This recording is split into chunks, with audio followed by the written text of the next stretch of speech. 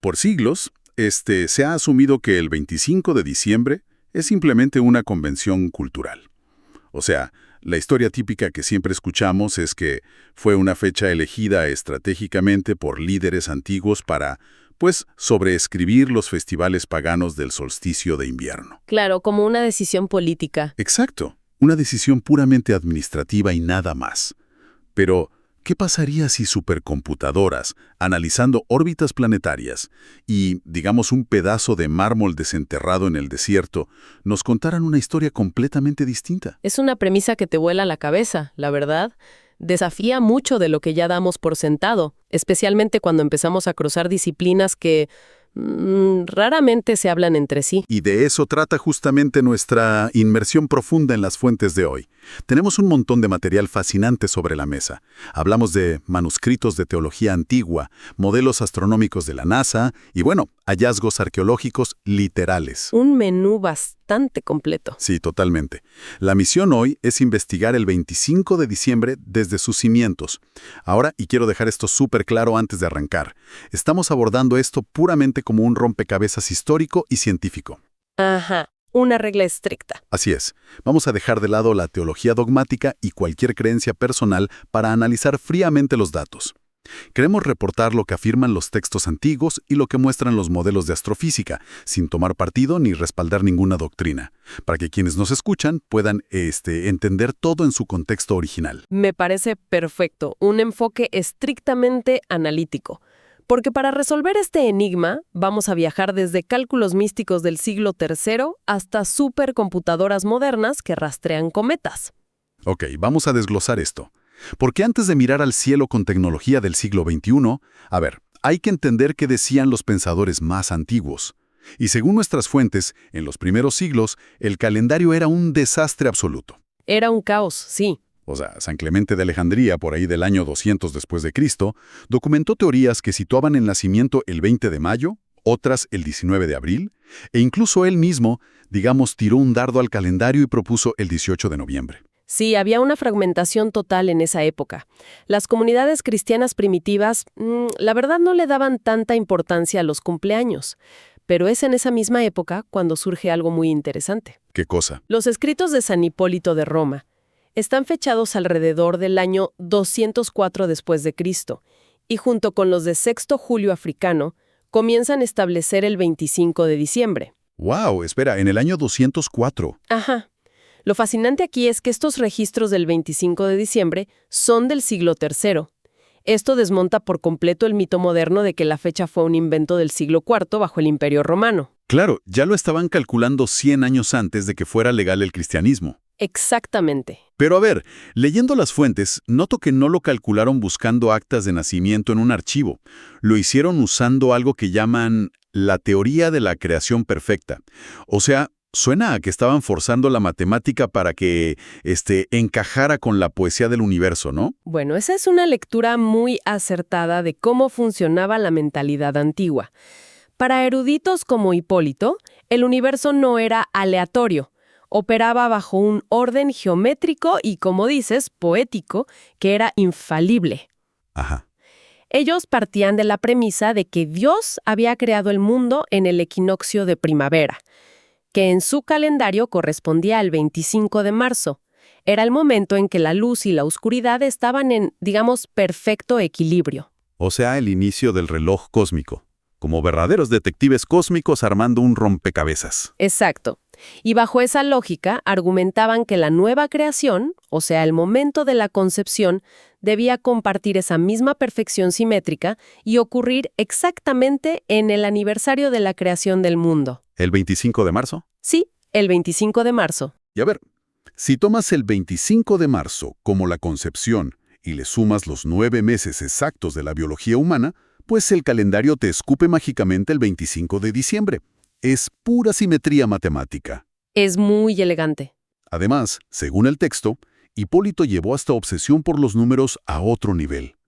Calculó que el mundo iba a durar un total de 6.000 años, y en su enorme línea de tiempo determinó que el nacimiento ocurrió en el año 5.500 desde la creación del mundo. La media hora final del sexto día. Exacto, así lo llamaba. Y luego otros, como Crisóstomo y Jerónimo, sumaron sus propios argumentos. Y encima, a todo esto se le añade el peso astronómico del solsticio de invierno.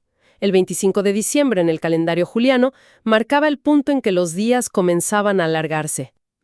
La metáfora de la luz venciendo a las tinieblas era simplemente irresistible para ellos. Cristo como el sol de justicia. Sí, es muy poético. Pero sigo pensando que es pura especulación mística. Estaban construyendo un rompecabezas donde ellos mismos dibujaron las piezas. Pero, ¿qué pasa si quitamos esa poesía?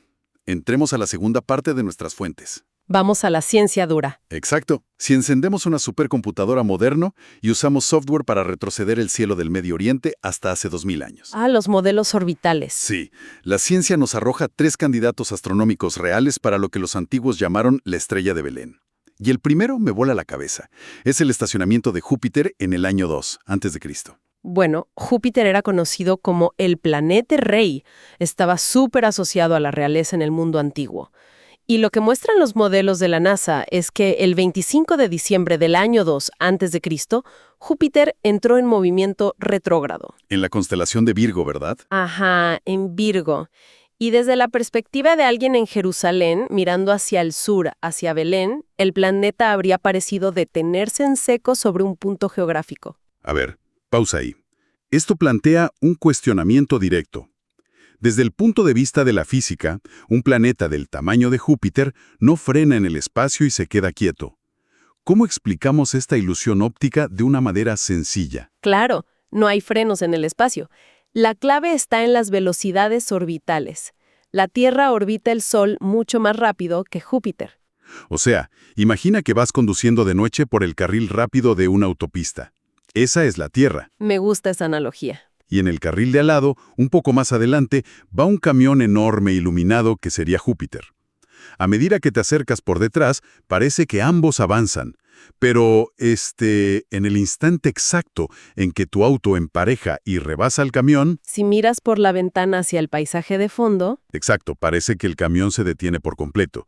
Y si lo sigues pasando, da la ilusión de que el camión empieza a retroceder, aunque en realidad ambos siguen yendo hacia adelante en la autopista. Esa analogía ilustra perfectamente la mecánica celeste. Contra el telón de fondo de las estrellas fijas, la mayor velocidad de la Tierra hace que, por un breve periodo, Júpiter parezca trazar un bucle en el cielo. Y el punto máximo de ese freno fue en diciembre. Sí, el freno aparente ocurrió justo el 25 de diciembre. Impresionante. Pero a ver, aquí tengo un problema lógico. Si Júpiter hace esto y se ve como un fenómeno de unas semanas, un evento que de repente se detiene, no sirve para guiar a una caravana de eruditos que viaja durante meses cruzando el desierto desde Mesopotamia. Tienes toda la razón. O sea, no cuadra con el relato histórico de un seguimiento largo, no. Y esa misma duda llevó a los astrofísicos a buscar fenómenos de mayor duración. Lo que nos lleva al segundo candidato, en las fuentes. Un cometa de largo periodo en el año 5 a.C. Ah, los cometas. Sí, los registros astronómicos chinos y coreanos, que por cierto eran observadores del cielo súper meticulosos, documentaron un cometa que apareció en la constelación de Capricornio. Y lo increíble es que fue visible durante más de 70 días consecutivos. 70 días.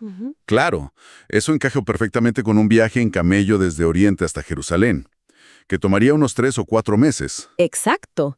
El movimiento súper lento de un cometa contra las estrellas de fondo proporciona esa sensación, digamos, constante de movimiento direccional. Parece estar marcando un camino sostenido noche tras noche. Un cometa es solo una luz brillante. Llamativo sí, pero ¿tiene algún mensaje específico para los astrólogos de la época? Esto nos lleva al tercer candidato en nuestras fuentes, que la verdad creo que es el más robusto de todos, la triple conjunción del año 7 a.C. Ese es fascinante. Este fenómeno capturó la atención de gigantes de la astronomía como Johannes Kepler y hasta ha sido analizado en la revista Nature. Involucra a Júpiter, el planeta de la realeza, y a Saturno, que en la cosmología antigua era considerado el protector del pueblo judío. Y se encontraron en Piscis, ¿verdad? Ajá, en la constelación de Piscis. Pero, ¿qué hace que sea una triple conjunción? Porque los planetas se cruzan en el cielo todo el tiempo. Volvemos a la pista de carreras del sistema solar. Debido a la misma dinámica de rebase que mencionaste antes en la autopista, la Tierra adelantó a estos planetas justo cuando estaban alineados. Ah, ok. Esto provocó que, visualmente desde la Tierra, Júpiter y Saturno se acercaran, luego parecieran retroceder separándose y luego volvieran a juntarse en una especie de abrazo cósmico. E hicieron esto 3 veces a lo largo de un solo año. Wow. O sea, una danza repetida. Ver a los dos objetos más masivos del sistema solar haciendo esta coreografía 3 veces en 12 meses, pues tuvo que ser un letrero de neón intermitente para cualquier erudito que estudiara el cielo. Era imposible de ignorar. Totalmente. Lo que nos deja con un escenario increíble. Tenemos fuegos artificiales cósmicos espectaculares y validados por la física en los años 7, 5 y 2 a.C.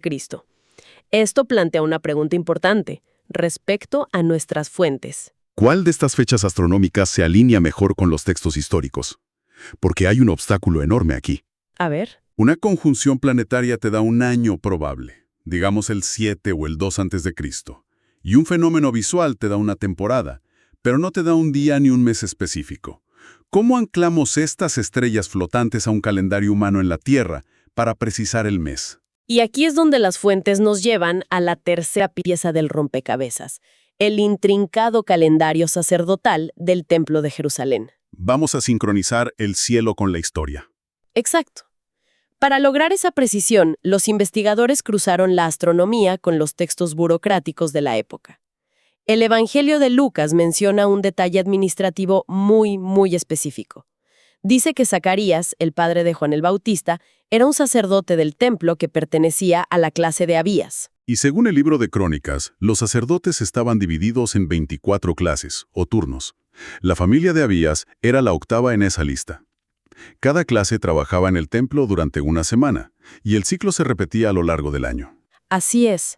La tarea titánica de los historiadores y matemáticos, como el profesor Shemaria Talmon, usando los manuscritos del Mar Muerto, fue intentar descubrir en qué semana exacta cayó ese octavo turno hace más de 2000 años. Claro, y no podían empezar a contar desde el año 0, porque esa fecha es el misterio que intentamos resolver. Necesitaban un ancla. Una fecha históricamente indiscutible. Sí, y la encontraron en la destrucción del templo en el año 70 después de Cristo. Exactamente. Sabemos por fuentes externas, como el Talmud y el historiador Flavio Josefo, que el día exacto de la destrucción, el 4 de agosto del año 70, la clase sacerdotal que estaba de turno era la primera de la lista, la clase de Joyarib. Ok, entonces, con ese punto de partida sólido, el desafío era contar hacia atrás, semana por semana, ininterrumpidamente, para encontrar cuándo operó el octavo turno en los años de nuestras anomalías astronómicas. Pero hay un detalle crucial aquí. Sí, porque contar semanas hacia atrás suena a una simple división matemática, pero el calendario judío antiguo no era un calendario solar limpio de 365 días. Se regían por la luna, ¿no? Es una observación fundamental. Es un calendario lunisolar. O sea, ¿cómo evitas que los cálculos se desarmen por completo al retroceder más de 70 años con fases lunares? Bueno, los ciclos lunares duran unos 354 días. Eso significa que cada año te faltan como 11 días para alcanzar el ciclo solar de las estaciones. Si no haces nada, en pocos años tendrías el invierno cayendo en julio. Claro, se desincroniza todo. Entonces, para corregir este desfase, ellos añadían un mes extra, un mes intercalar, periódicamente. Como nuestro año bisiesto, pero en lugar de agregar un día, agregaban un mes entero. Las matemáticas de rastrear una rotación de 24 semanas, cruzando años bisiestos lunares variables a lo largo de 77 años hacia atrás, es brutal. Requiere algoritmos complejos para no perder la sincronía.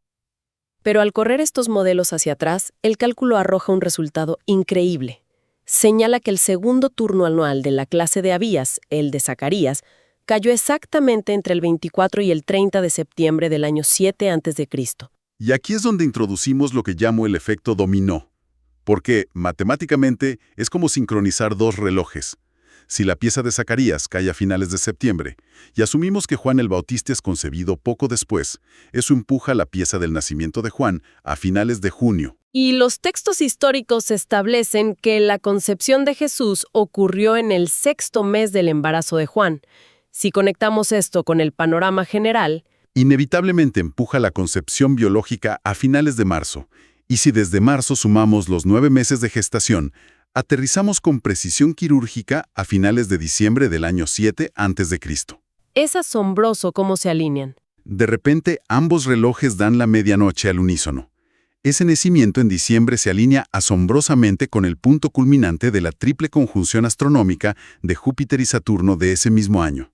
El detalle burocrático de Zacarías deja de ser, digamos, un simple adorno en un texto antiguo y se transforma en un ancla cronológica validada por matemáticas modernas. A ver, me encanta cómo suena esto. Todo encaja a la perfección.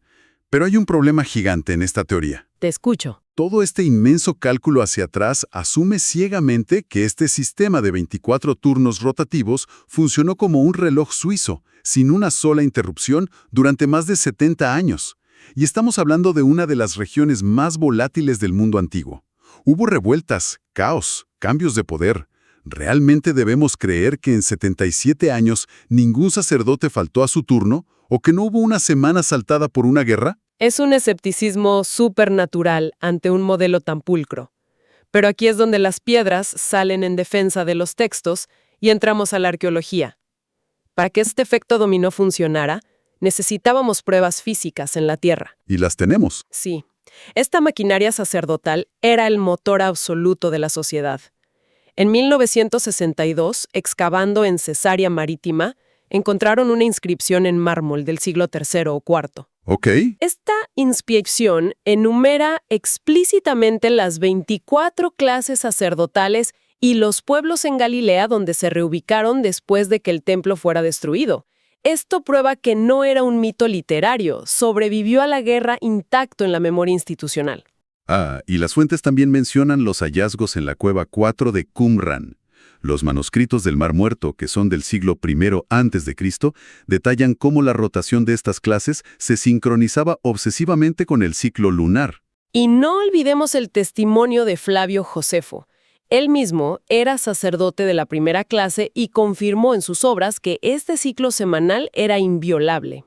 Aquí es donde se pone realmente interesante, porque el detalle arqueológico que solidifica todo es la piedra del lugar de la trompeta, encontrada en el Muro de las Lamentaciones.